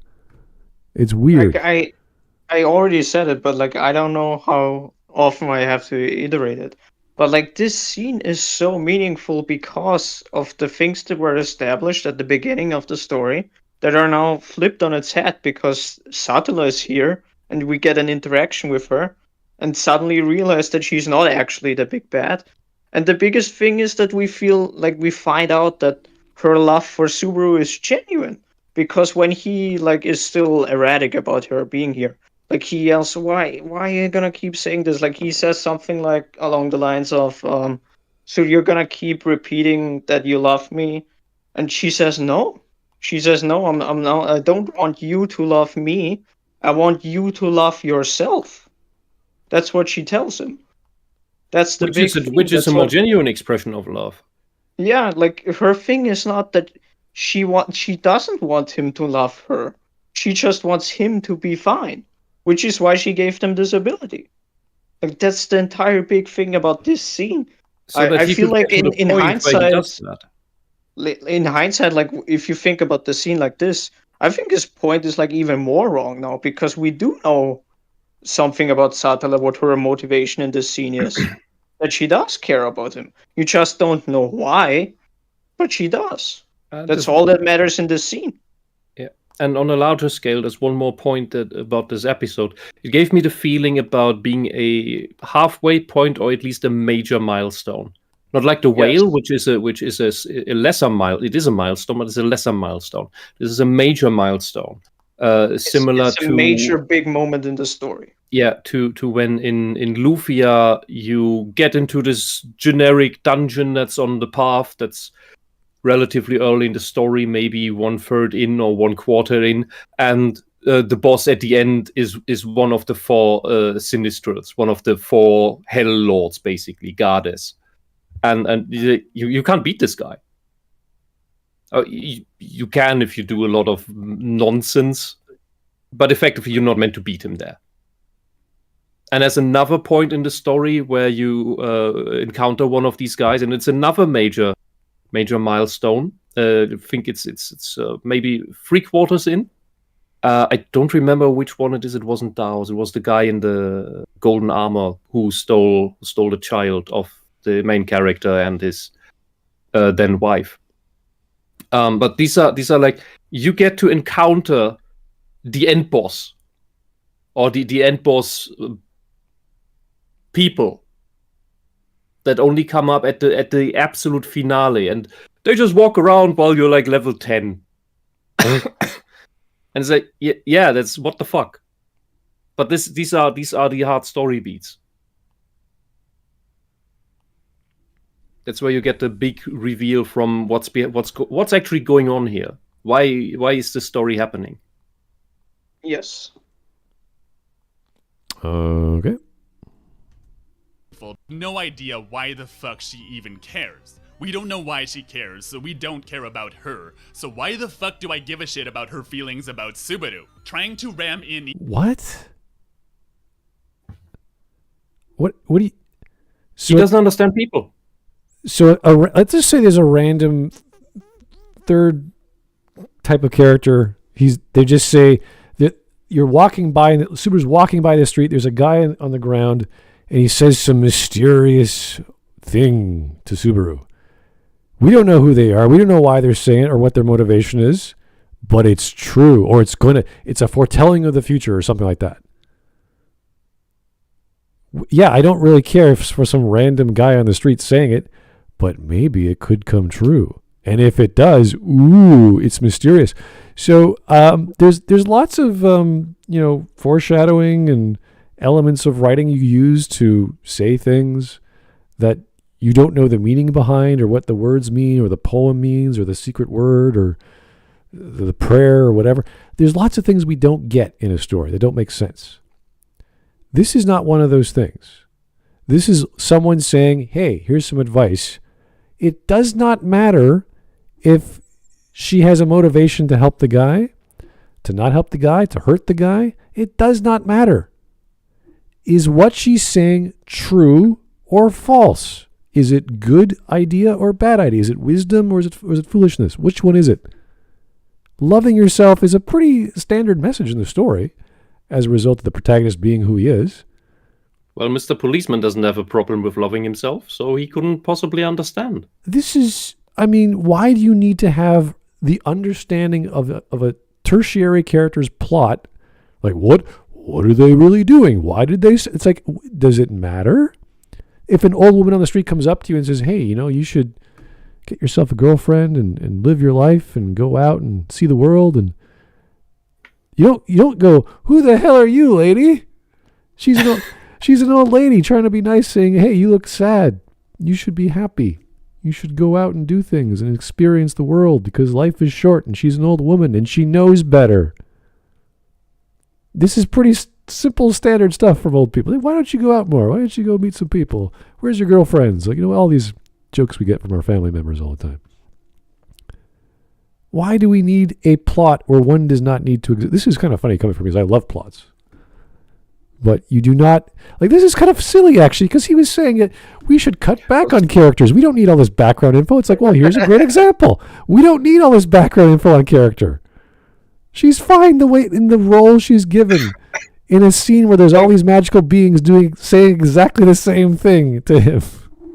Like, the way he engages with this scene is so bizarre because all of his complaints are supposed to be questions that he's supposed to ask himself. Like, you're supposed to watch this and go, why does she care for him? How does she even know who he is? Like, those are supposed to be questions that you're asking that they're gonna get answered who knows when. Like, it's a hook, it's a foreshadow. But he's like, no, it's bad because it doesn't explain to me exactly why she's doing all these things. I can give the following conclusion and advice from this is, don't go into higher education. If you get in, they scammed you. And if you get in, you will fail. Because if in your higher years of school, you are unable to ask these questions yourself and answer them yourself, you're not going to make it. Go into carpentry or something. Okay. Also, you could even make the argument that's often made that you should care about this character because Subaru cares about them. Because the way this scene ends is that she asks Subaru that please kill me, and he says, no, I'm gonna save you. He didn't have to do that. He didn't have to have that resolution. But he's like, no, she was nice to me. She made me realize something about myself. I'm gonna help her. How is that not enough? That's all you need to care about the scene. All right. I think we can go for another 2 minutes. Just keep Can we make this a three-parter? Yeah, we could. We'll see. This guy is wow. in small amounts. It's like, okay, I'm dealing with a child. In small amounts, it's bearable, but Yeah. all of it at once Well, is then, like. we could go to 4. Then we have 3 equally long coverages Oh, of 12-minute increments. we'll figure it out. It's okay. Let's keep going. Emotion with every random character without doing the legwork is the fastest way to undermine the emotional moments that did get the attention they deserve, although again, minus the waifu bullshit. What we're Why? missing here is a reason to care. In Ascendance of a Weeaboo, after almost 2 seasons, Mine gets to peer back into her memories and her family and her mom, and she realizes how much she's been missing her. She loves her and is heartbroken that she will probably never see her again. But then she comes home where she's confronted with the conflicting reality that there is a family that loves her in the here and now. And the problem is, after a couple years and almost 2 seasons of the anime, we still don't quite have the full connection of a real family. For Mine, even after all this time, they're still not quite real. But she is. The family is equally superficial as she is. I was about to make the argument, so we have this scene here where Mine is like, oh, I miss my mom. So when we compare this to these arguments from with ReZero in the previous segment, why should we care about the mom? We don't know anything about the mom. We don't know what her character is like. We haven't seen any interactions. Why should I care about the mom? Yeah, Mine's realization is simply from grief about what she wasted in her previous life, is that, oh, there's more in life than books. That is important. This is where she has actual character growth. Yes. It's not about her seeing the family, it's her realizing, oh shit, I should give attention to more things. I should give attention to the people around me that care about me, that care for me. But if he was consistent with the previous argument, he shouldn't care for this scene at all, because he doesn't know what the mother is like, right? Like, he doesn't know what the mother is like. We didn't have a scene where she explains how good of a mother she is and why she cares about her child. It's also that he liked Bookworm more because books know books. Yeah, books. That's why it's good. It's because it's one sentence is the entire show. That's and the part with the witches is also what it also does with Subaru, is that it gives contrast to. There's a lot of other women in the world, also powerful women, that Subaru has absolutely no interest in. Yes. Even more so. So it's not a waifu harem. It's just I don't want anything to do with you. Like there's so many good parts about that scene, because like now you reminded me, like his parting line to them is literally that he says he doesn't understand them and he probably never will, but he says thank you to all of them. He thanks all of them because they genuinely helped him in this situation, and she's grateful. He's grateful to them, and they also show that they acknowledge this as well. Like he built a relationship in such a short amount of time with like all these powerful characters that he wouldn't have interacted with otherwise, and he doesn't really want to interact with them again. But there's like this mutual respect among them that exists now. Like, how is this such a good scene? There's so much happening in it. All right. Their love is real, and so what kind of person would she be if she didn't at least try to return that love? We don't just feel this connection, we feel Mine's inner conflict between warmth and loneliness as she's caught between the two worlds. It's thoughtful and nuanced. Whereas in ReZero, characters just kind of die a couple times. Nuanced? Dude, seriously, it's one thing to not know what words mean, it's another to completely mispronounce them by adding more letters to them. Also, he was just about to say that in ReZero the characters just die, so you don't care. What? Like, pull it back a bit, he was just about to say that. What? Please do. Between warmth and loneliness as she's caught between the two worlds. It's thoughtful and nuanced. Whereas in ReZero, characters just kind of die a couple times and that's horrifying, I guess? That's not real connection, that's a shortcut that only works on the kind of people who don't tire of shock value. But What? Fucking hell. You don't care about people. So You seriously don't care about people. whether or not I find a jump scare excitable, therefore I do or do not care about the characters in ReZero. They don't die of jump scares, though. Like again in the last scenes scene, are all what leads up to them. It's all tension. in the last You don't scene know how again, this arc is gonna go. because it was the most recent example. There was no death. Nobody died in that scene. No, nobody died. Nobody died afterwards either. So like, characters just die, so I can't feel about them. What about the episode where he said he really liked it with the flashback with his parents? Nobody died there either. Did you? But you said you thought the episode is good, so you cared about the father and the mother, yes? But nobody died. I Like, keep, he's I keep saying he contradicting only himself. wants nice fuzzy anime feelings. That seems to be the dividing line. Nice fuzzy anime feeling is good, and things that make him feel bad are bad. So people dying is bad. It's bad writing when people die. Tyler Preston in the chat said it best. He's saying words, but at the same time he's saying nothing. Yeah, kind of. Babble. All right. I felt something when Rem died. Like, what the fuck? No, beloved character. We That's a mentioned bold it move. in the first part. It's like episode 14. Like I don't know anyone that watched anime and didn't feel anything in episode 14. Yeah, and it's a damn bold move to make that permanent. Yes. Like you have your basically like the novel was written before, of course, but it's a damn bold move to make one of the most beloved characters of the show that was carrying the merchandise to die. Like, wow, didn't expect that one. Yep. Don't do that too often, or you end up like Game of Thrones. But Okay. whew. then here's why this is weirdly brilliant. This is, again, What? all just a bunch of self-righteous bullshit from Subaru. He doesn't know why the witch gave him the power to return from death. He doesn't know who she is. He doesn't know. He does know. She explained it. She gave him the ability because she doesn't want him to die. That's explained in this scene.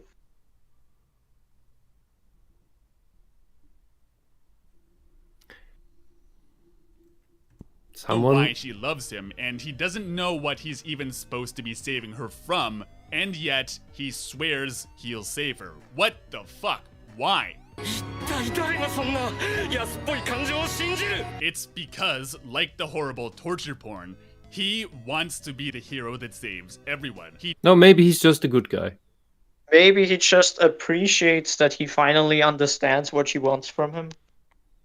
Did you think about that? That she finally, this character that he knew from the start he has some kind of connection with, and he didn't know at all what to think of her, and he thought she was like this evil being. Finally, she shows up and they have a conversation, and he figures something out.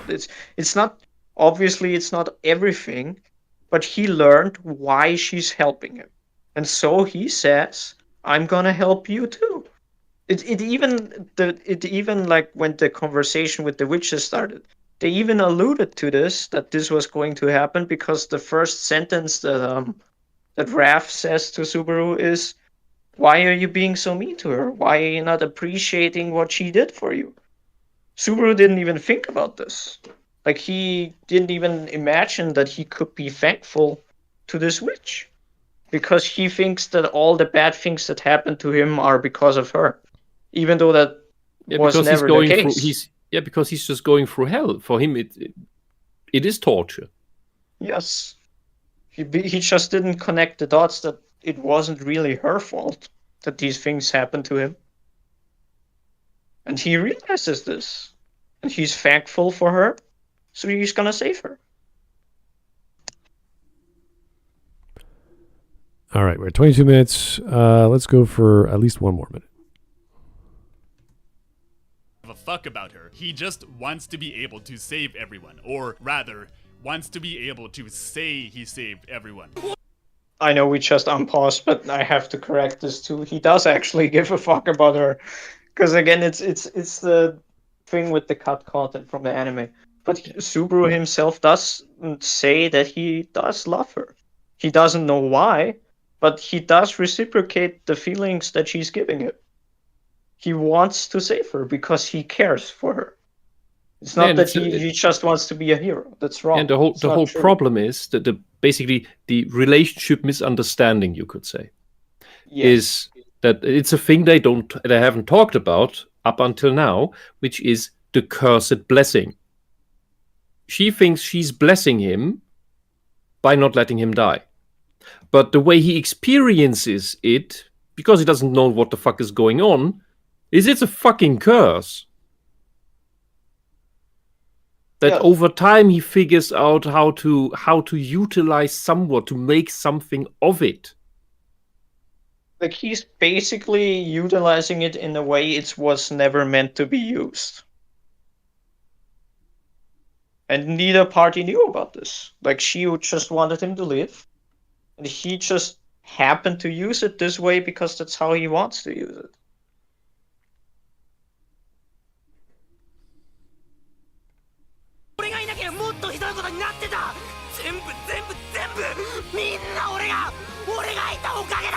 Because he thinks he's worthless, he feels that by saving everyone, he can salvage some value out of his worthless life. So, him trying to have all the feels with all the waifus, despite them being all stupid and waifu, honestly kind of fits in with this. They're all waifus he has to save. Was there really any connection between him and Beatrice? Was Rem's...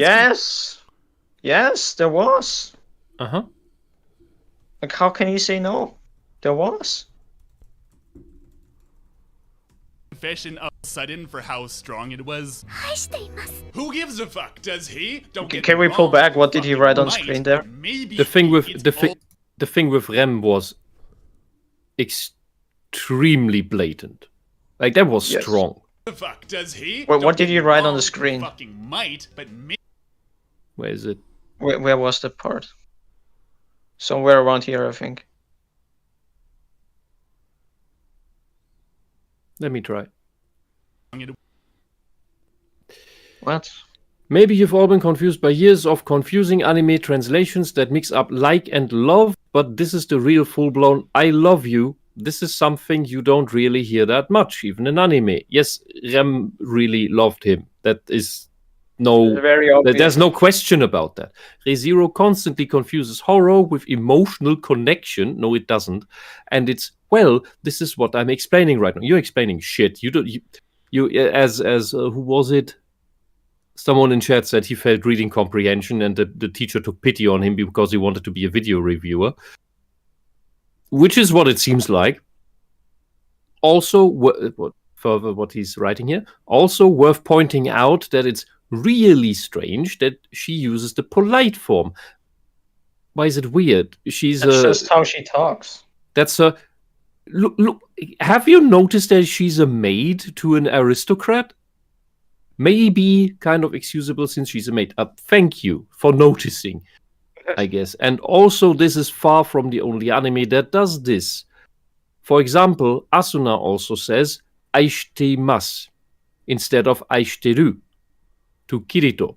But also, I think that, dude, can you write normal sentences, please? But also, I think we can agree that Sword Art Online did it is not a great excuse. I don't think it's because of Sword Art Online, you fucking idiot. Who was even saying that ReZero scene exists because Sword Art But Online? Anyway, the point is that this huge outburst of emotion is maybe a small stretch. No, it's not. This guy's a retard. Why would it be? This guy's a complete retard. We had 14 episodes billing to this. 18 episodes, actually, because this is episode 18. Like the entire thing with Rem is that she had like this sad backstory and this sad life, and from her point of view, with Suru a special has been this perfect guy that solves all her problems and is super nice being to her. specially raised, educated, and trained in a specific way. Yes. Yes, it's not just it's kind of excusable because she's a maid. No, that's literally the reason. Like, I think people like him genuinely forget that from everyone else's perspective, Subaru doesn't actually make any mistakes, because all his mistakes end when he dies. Mm-hmm. So They only he get remembers to see. They basically only get to see him doing everything Subaru. right. Yeah. Yes. So that's why she loves him, because to her, he was the best guy she ever met. That always did all the right things, always cared for her, always saved her. That's why paid she her has such positive strong attention. feelings. Yes. Was No, selfless. it's not a reach. It's not a reach at all. It's a reach when you forget that she doesn't remember the times where he fucked up. Then it's a reach when you forget the story. If you condense, if you, one thing you could try to do is after ReZero, or at least as much as has been released of the anime, you try to watch only the perfect route that got us to where it currently is. It will be very short. It'll be a very, very short series. Somebody actually made like a YouTube video like this where they like cut up all the things, all the times where he dies. I think it's called like something ReZero from everyone else's perspective or something like that.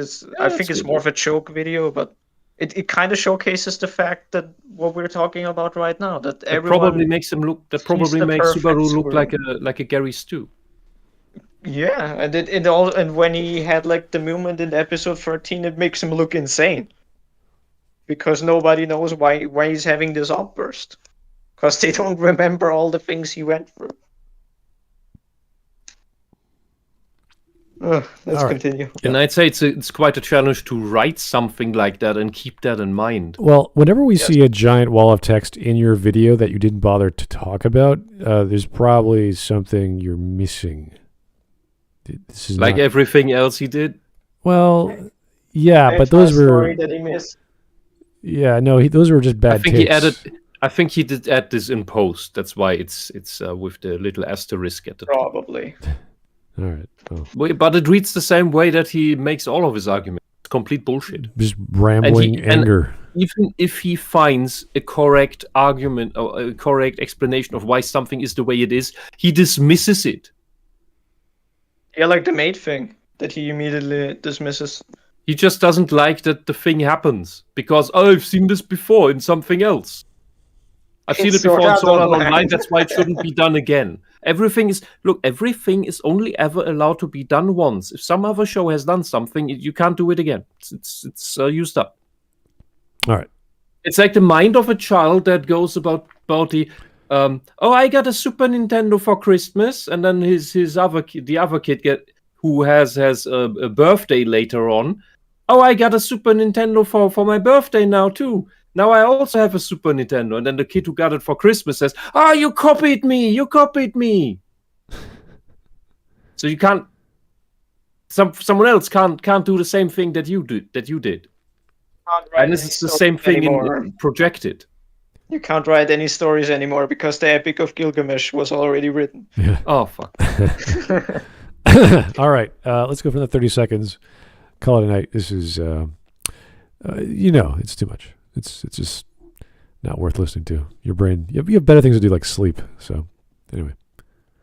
We gives a fuck, does he? Don't get me wrong, he fucking might, but maybe it's all just about him again. Think back to that scene with Emilia. What does she say to him? 私はそんなこと一度だってお願いしてないねえ覚えてる私がスバルにお願いしたこと And same with the villains. The other big problem with the writing in ReZero is that basically all the villains are extremely flat, cartoonishly evil monsters that are hard to take seriously. No. Absolutely not. All right. Wait, how can he even say this when he shows Beetlejuice on screen, who season 2 made into an actual character? Like, how I is did he not a expect flat that. villain? Yes, it's like one of the most surprising things. And that his backstory is connected to Emilia. Like, that's crazy.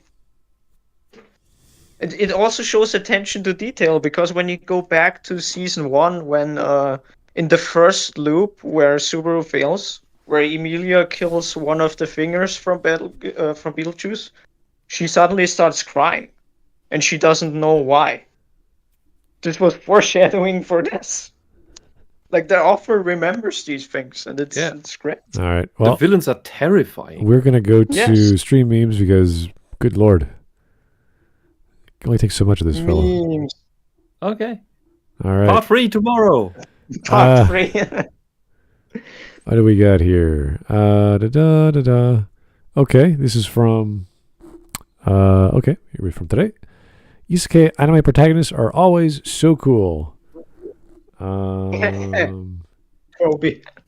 Why? Why is Michael Jordan there? Is that Space Jam? Oh, okay. What is this? Do you know how the isekai genre first came into being? It was Christian children's fantasy once, taken by the self-inserting powers, market-saturated and chinkified, a lazy and dishonest form of fantasy, and now perfected my autistic Frenchman. Are you talking about Narnia? Background is that of Lord of the Rings. Oh boy. I summoned them, Jerry. I am amassing a great and terrible army. What? What's that in reference to? I have no idea. Me smuggling a rotisserie chicken into Regal Cinemas. Why that hat? What is wrong with Hollywood people? They're rich and stupid. I don't know. Oh, last one. When you get They're really bad at cosplay. when you get isekai to Mother Russia instead of Kingdom of Melormark, I will be your Melmark? AK. And this is a shield. It's a freaking riot shield.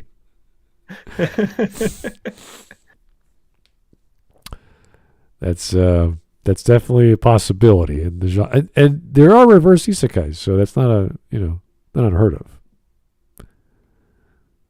But I'd watch it, or I'd at least read it. Okay, so we're at what time is that? 23:22. We might do this tomorrow, if not, depending how we feel. And again, we're not getting anything out of this outside of a very angry young man who just does not like ReZero a lot. Like, he just hates it. Who doesn't know how to understand text or imagery? But he also says it's well written, so I don't know what to expect from this guy. Well, what he can perceive is well written. Yeah, it's like his brain it absorbs information and just spits out I don't know what that was. I don't know. Maybe I don't think thought it something absorbs that was- information. Something that I found so weird towards the end there was that he tried to like connect things back to episode 13, which doesn't make sense because that's not Subaru anymore. He already grew out of this, but he connects it back to pre-character development Subaru in order to say it's actually good. It's such a bizarre reading of the story. But Well- Smart, you made the wrong analogy here. Oh, yeah? Brain isn't absorbing knowledge like a sponge. His brain rather has a lotus effect on it, where the knowledge pearls off his brain, and only occasional drops are absorbed. I usually give the example of a filter, but I imagine, go with lotus effect brain. I imagine a giant colander, and it has like a print of a sentence of a bookworm with all the holes in it. All the holes, and all the liquid of Subaru is filtering through the holes. Look at what's left. It's not totally water. It's nothing. It's like, yeah, it's a colander. Oh boy. So that was almost 2 hours of listening to this fellow. And again, we're not listening to it because we have anything to learn. It's because it's fascinating to listen to someone so angry and weird and wrong. And my list keeps getting bigger. And it's a good point of or at least a good hook to start to talk deeper about ReZero. Well, Yes. he could. And I'm very thankful that Ken has also read the novel, because it's been quite a while since I've viewed it. I couldn't comment that much on it. He could easily jump to another anime and have just as much hatred, and it would make absolutely the same amount of sense, because Complain about Isekai cheat magician, you fucking idiot. Yeah, there are very bad isekais out there with all kinds of Mary Sues and all kinds of nonsense that you would never expect in manga works, but they're popular, so it's strange. So it doesn't tell you that tropes are somehow some only or bad tropes exist only in the West. No, they exist all over the place, provided people buy them, and they keep making the crap. So Cyber in the chat said every time Ken says Beetlejuice, I think of the mayor of Chicago. Oh yeah. Oh god. She's a special. Don't say the name 3 times after quickly, then you might summon her. Oh. You might summon a Democrat. Wants to destroy her city, yeah. Anyway, thank you guys. We'll talk to you soon. Maybe tomorrow, maybe not, depending on how we feel. Other than that, thanks for listening. Have yourself a great evening, and we may talk to you soon. Have a good night. Good night. Bye-bye. Bye.